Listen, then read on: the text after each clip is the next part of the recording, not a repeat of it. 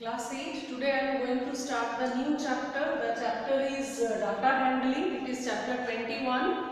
So before coming to the question, some terms are there. You should know the terms, meaning of those terms. Already you have done about these terms in class 7. It is repeated in class 8, but then also I want to make you recall about the terms.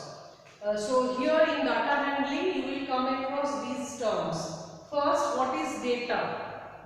Data is collection of any numerical fact. Suppose marks of class 8 students in science, class 8 students marks in mathematics, total marks of class 8 students, percentage of marks of class 8 students, weight of all the students of your class. So that collection is data. It is a collection of numerical fact regarding a particular type of information.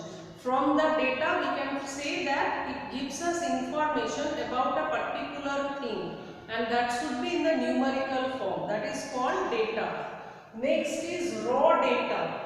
Raw data is whatever information haphazardly you are collecting in the same way. Suppose in the class all the students are sitting. So someone told that in a paper, write down your weight or your height. So haphazardly they are writing their weight and height.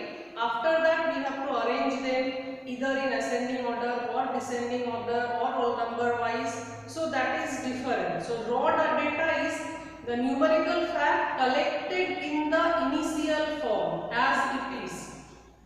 A collection of data gathered initially, that is called raw data. Now range. We have to first arrange the data. After arranging, the difference between the highest and lowest value of the observation in a data, that is called range of the data. Suppose in a class, the lowest marks obtained by out of 100, lowest marks obtained is 20 and maximum marks obtained is 98. So what is the range? 98 minus 20. That is the range. The highest value of observation minus lowest value of observation, it will give you the range. Next is array.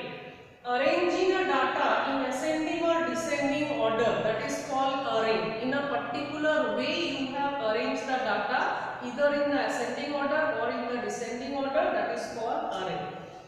Statistics. Actually statistics is a branch of mathematics. At present you are only doing the initial work. Later on some students they take statistics as their career option. So it is a branch of science which deal with the collection, presentation, analysis and interpretation of numerical data.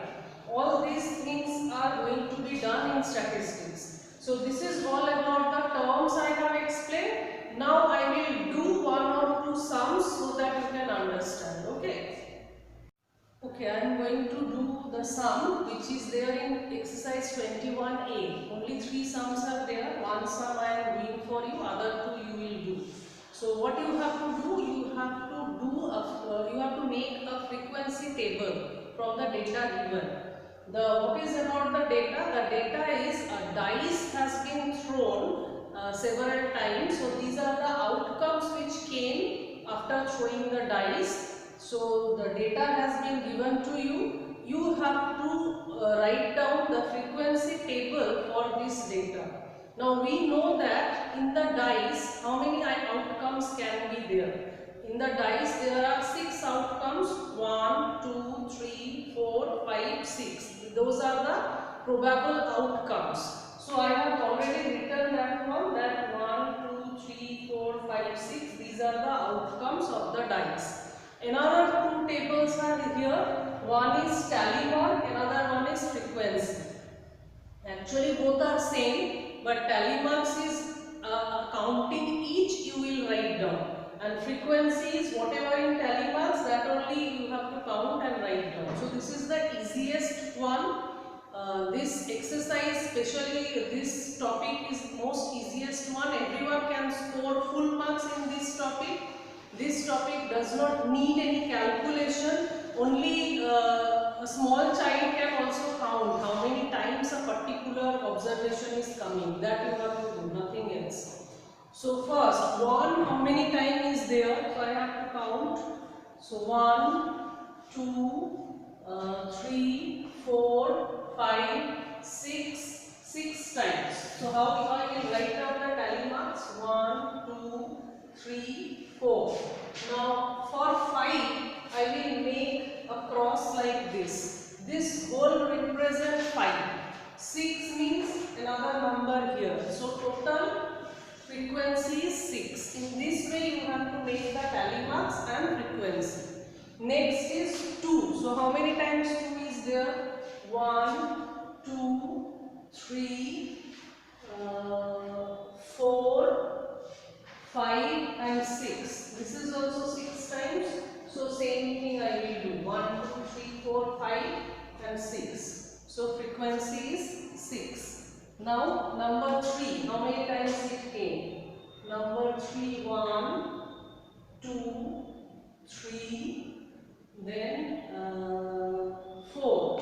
So 4 times 1, 2, 3 and 4. Done. Now how many times 4 is there? 1, 2, 3, after 3, 4 and 5. 5 times it is there. So 1, 2, 3, 4 and this one for 5. So I have written 5 here. Now how many times 5 is there? 5. How many times? 1, after 1, 2, then 2, after 2, 3 and 4. So 5 came 4 times. 1, 2, 3 and 4. Done. Now 6. How many times 6 is coming? 1, 2, then 3, 4 and 5. So it is coming 5 times. 1, 2, 3, 4 and 5. This whole together represent 5. So I got the frequency table. Now what you have to do now? You have to find out the total here. What is the total that you have to count? So 6 plus 6, 12, 14.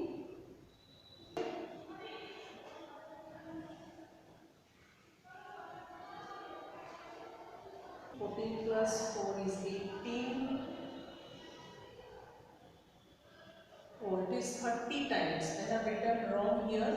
So it is 30 times. This calculation you have to do so that you can check it that whether it is correct or not, because in the question it is written that a die was thrown 30 times. So one thing you have to do, that after adding this frequency 30 should come here.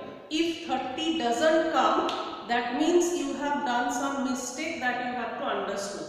It is for your own sake, you have to understand that you have done it correctly. So if after adding I am going to get the number which is given in the question, if it is given that die is thrown 30 times, total sum of the frequency will come as 30. If it is coming correctly, that means all these things are correct. If you have done it wrong, then it is wrong. So other two sums you can do by yourself. This is a very easy chapter. Do it by your own. Thank you.